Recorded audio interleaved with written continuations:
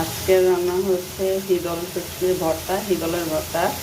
এটা তেলের মধ্যে দিয়ে এইভাবে করে রান্না করি যাতে অনেকদিন পর্যন্ত রাখা যায়, যদিও এসব ভর্তা টর্তা বেশি দিন থাকে না।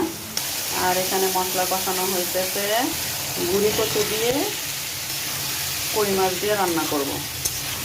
এই যে কই মাছ ভেজে নিছি, সাথে আছে ডাল, মুসুরির ডাল। আর এই পাশে হচ্ছে তেলাপিয়া মাছ ভাজবো, ভিজায় রাখছি। আর মেয়েদের জন্য পাঙ্গাস মাছ ভাজা। তো এই তো হিদলের ভর্তা রেডি। মাছ ভাজবো, তাই তেলাপিয়া মাছগুলোতে ভালো করে হলুদ, মরিচ, লবণ দিয়ে দিতেছি।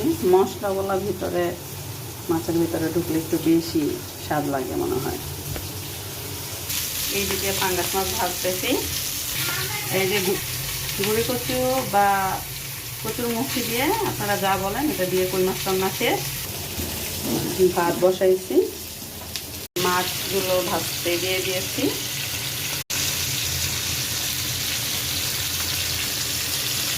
মাছ ভাজা হয়ে গেছে, ভাত রান্নাও শেষ। আজকে দুপুরের রান্না শেষ।